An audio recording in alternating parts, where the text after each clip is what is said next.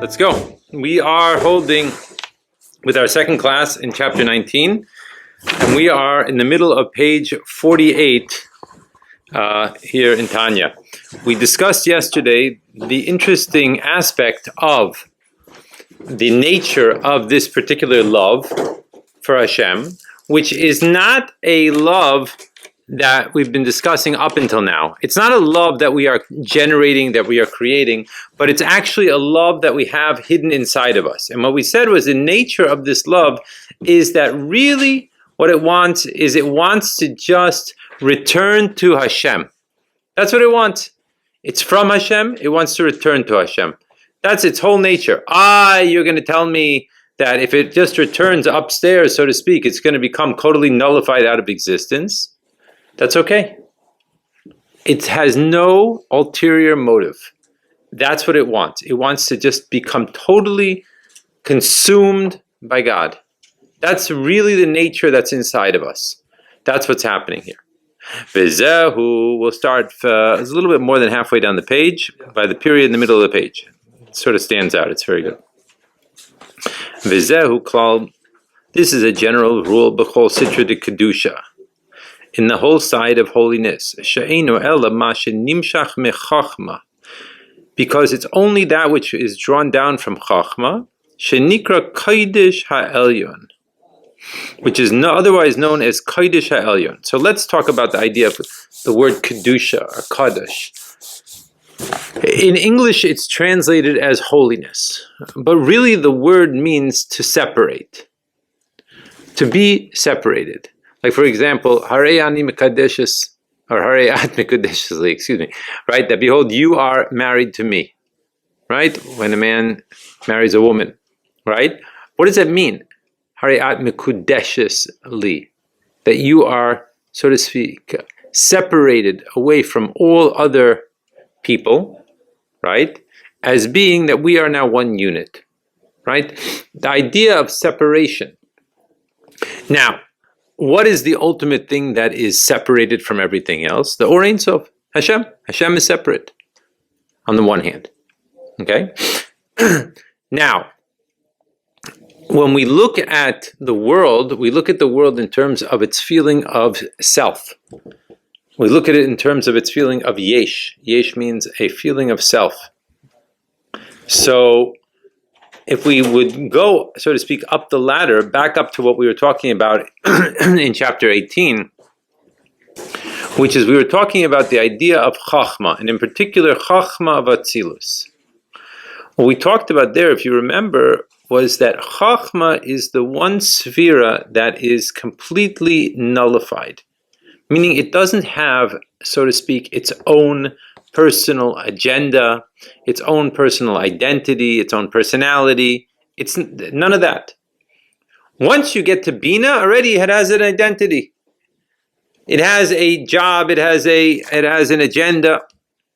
Chachma is otherwise translated as, if you rearrange the letters like we saw in chapter 18, kayach ma. The power of what? Kayach could also be the potential. For what? What means what? What is it? I can't define it. It's indefinable. In that way, the Or Ein Sof, Hashem, is able to dwell in Chachma. Why is Hashem able to dwell in Chachma? Because there's no other sense of being, sense of identity, sense of agenda that is going to impose itself and therefore not allow the Or Ein Sof to be able to come in in a way of total freedom. Okay? So, Chachma is also known as Kodesh HaElyon, so to speak, the supernal holiness. So let's go back and read the sentence again. Vizehu klal. Now this is a general rule. B'chol sitra de Kedusha. On the whole side of Kedusha, of holiness. What does it mean? It means something that is nullified to Hashem. That's what it means, Kedusha. Holiness means, or separated from the mundane. That's what it means. What is separated from the mundane? Something that is nullified to God. Something that is moving away from its own identity and totally one with Hashem's identity. That's the concept of Kedusha. So when we make a bracha, when we do a mitzvah, let's say that we're putting on our tefillin. Baruch atah Hashem, blessed is you, Hashem. Asher kidishanu b'mitzvosav. That you have, so to speak, you could translate it as, some people translate it as sanctified us, made us holy, right? Separated us with your mitzvahs. Because at this moment, I'm taking away my yeshus, my own personal ego, and I'm unwrapping it, I'm loosening it, I'm taking it off, and I'm becoming absorbed in the mitzvah of la'aniach tefillin, for example, putting on tefillin on my arm, on my head, whatever. That's the concept. So the real idea of Kedusha is shifting gears completely, moving away from self-motivation, self-looking at, self for the self, what's in it for me, and undressing that whole aspect of myself in order to become nullified to allow Hashem to dwell with me. That's Kedusha. V'zeu klal b'chol sitra de Kedusha. This is the general rule in the whole side of Kedusha. She'eino elam ma shenimshach, which is only coming from Chachma. Shenikra kodesh elyon habatul b'mitzias ba'or ein so baruch hu, which is totally nullified out of its mitzias. Mitzias means out of its form. It has no form. It's totally nullified out of its form to God. It's totally one with Hashem. Right? There is no self-identity going on over here. It's totally nullified out of its complete form to the Or Ein Sof. Hamalubash bo, which is enclosed within it, like we described in chapter 18. Ve'eino davar bifnei atzmo kanal. That's what we said. It's not a thing in and of itself, for itself, by itself, about itself. It just doesn't, that's not its character. Because that's not its character, that's why the Or Ein Sof is able to dwell there in an absolute manner. That's the way it works. Is that clear? And that's what he says here. V'lachein nikra kayach ma, like I just said before. That's why it's called kayach ma. V'hu hefach mamish mebechinas haklipa v'sitra acher. This is completely the opposite of klipas, which is the idea of a shell, otherwise known as sitra acher. Now we discussed this already in chapter 6, that if you go back to the beginning of the discussion of the Nefesh HaBahamias, which took place on chapter 6, and then it went to 7, then it went to 8, right? Over there, we discussed one point in chapter 6, the idea of sitra acher. Sitra acher literally means the other side, which means like this. If you're saying it's the other side, how many sides are there? There must be only 2. Right? So we have to rewind a minute, because most people look at the world from a very different perspective than that. Most people will look at the world as being 3-sided. What do I mean by 3-sided? It means like this. If you do a mitzvah, that's wonderful, right? We're going to give you a round of applause, right? Terrific. If you do a sin, boo, everyone's booing, boo, boo. You know, it's not so great. But then you have this whole world in between of neutrality. What's that? It's not a mitzvah. I'm not putting on tefillin. When I go play tennis, I'm not putting on tefillin. On the other hand, I'm not doing an aveira. So what is tennis? What is golf? What is driving to work? Where does this fit into the whole story? So in Hasidus, we have a very interesting saying that needs to be described. The Frierdiker Rebbe says that by most of the world, they say whatever is permitted, and whatever is forbidden, let's see if we could find a way to make it a loophole to see if it could be permitted. By Chabad, we look at the world and say whatever is forbidden, and whatever is permitted, we want to see, is it really necessary? Now, that talks to me.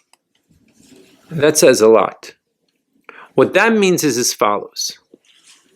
There is no such thing as a third side. The Alter Rebbe explains in chapter 6, it's either Kedusha or it's the other side. There is no in between.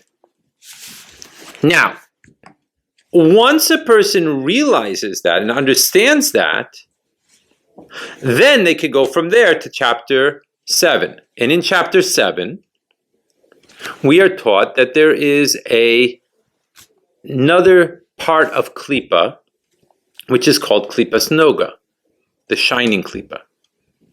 We're introduced to the first 3 levels of Klippa in chapter 6, which doesn't mean level 1, level 2, level 3, like going further and further down the ladder or up the ladder, or however you want to say it. It's more like the concept of chesed, kindness, right, of Klippa, gvura, right, or severity of Klippa, and tiferes of Klippa, right? Now there's a 4th level in chapter 7 that we're introduced to, which is called Klippas Noga. Now what is Klippas Noga? Klippas Noga is a cow, for example. A cow is not inherently holy, and therefore, by definition, as we just said, it's the Sitra Acher. It's not Kedusha, so it's a Sitra Acher. It's Klippa. It's a shell. It's covering over the holiness. However, in chapter 7, we are introduced to the idea that within the realm of Klippa, there is an area, a whole world, that if we do things in the correct way and we use the right keys, we can elevate that world. We could put the key in the lock, undo the lock, and it elevates the godly spark which is inside of it, and this is what we're supposed to be doing in the world. We are supposed to be getting involved with what we call Klippas Noga. So you take that cow, by definition, the cow is Klippa. The cow is Sitra Acher. However, since the Torah says to us that a cow is a kosher animal, so if a person will bring the cow to the sheichet, and it will be slaughtered in the most humane way that the Torah explains to us exactly how that is, by shechting it, which means literally to elevate it. And it's salted to take all the blood out of it. And it's prepared accordingly. We check it to make sure that it's a kosher animal, that it's not a treifa animal, which means that it's a healthy animal, right? And then a person sits down to dinner and he dives into the steak. He blew the whole thing. Messed the whole thing up. Here is this cow who was moving right along in terms of being elevated, and I dove right into the steak because that's all I'm thinking about. It's like the famous story of the Baal Shem Tov. Everyone, I'm sure, knows the story, that the Baal Shem Tov once was walking with someone, and they saw a guy who was on Shabbos, and he was eating a cholent, right, with all the relish that you cholent on Shabbos, and he put his hand on the shoulder of his student, and all of a sudden he saw a person with an ox's head with horns and a shtreimel on top of it eating this cholent. Because wherever your mind is, that's where you are. Wherever your ratzon is, the Baal Shem Tov says, whatever your will is, that's where you are. So if you make yourself into that animal, so then you become the animal. And then you are not able to lift up this steak. But on the other hand, if we recognize that, why am I eating this steak? Why am I eating this cholent? Why am I eating anything? It's to give my body strength to be able to serve God, to be able to do good things in the world. So then what am I doing? I'm taking that animal and elevating him up to a whole new level. That's the idea. So let's go back to the basic definition that we're talking about here in chapter 19. If that's the case, that the concept is that Kedusha is nullification to God.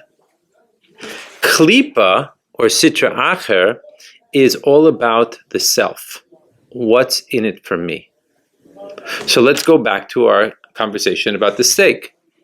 So if my objective, even though it's a kosher steak, and we talk about it in chapter 7, how you could elevate it. If you did dive in, you made a mistake. We all make mistakes. We all do the wrong things. We're not perfect when we're trying to get better, but we make mistakes. And so it talks about it over there, how to elevate it, etc. You could take a look in chapter 7. Okay? But let's go back and go back to the idea that we're talking about in chapter 19. So now, if the whole idea of eating this steak is for me, well, I want it. It's for my animalistic self, my desires, because I'm looking for that pleasure from the outside world, obviously, because the steak is in the outside world, and I'm looking for the pleasure. I'm looking for this excitement. I'm looking for that. Hopefully, the steak is going to make me happy. I'm foolishly thinking that way, and that's what I dive into. So then, what have I done? I've lowered myself down also, because now I'm focusing on the me. On the other hand, if I look at the steak and recognize that this was a cow, right, who was also a creature in the world. Hashem made him. And it's my responsibility, opportunity to elevate this steak, to elevate this piece of meat, to be able to use it, to be able to give my body more strength, so that way I should be able to do more mitzvahs, learn more Torah, do great things. So then, what's happening? Maybe sit down over there. So then what's happening? What's happening is that all of a sudden, I'm not thinking about what's in it for me. I'm thinking about what's my job in this world. I'm thinking about Hashem. It's a very different story. That's called bittul. Bittul is shifting the focus away from the self and onto Hashem. And all of a sudden, if that becomes my direction, so then I'm able to take this steak and elevate it. And that's what we're talking about here when we talk about that there's two sides. There's a side of Kedusha, of holiness, which is flowing from Chachma, Vatzilus down. That's one aspect. That's bittul. That's elevating the world. That's the side of Kedusha. On the other hand, there's the idea of Klipa and Yeshus in the world, where the whole life could be what's in it for me. What do I get out of this? What do I make on this deal? Right? I go to help a person. I'm only helping him because why? Because what am I going to get back in return? It's all self-centered. The world is it's all about me. That's what I'm looking into. I'm the most important thing that ever happened, and I want everyone to do everything for me. That's the concept of Klipa. That's the concept of Sitra Acher. It's completely the opposite of Kedusha. So that's the description. So now what we have to do is try to figure out how this is going to play out in our lives. Mitzvah Hashem, we'll start talking about that in tomorrow's class.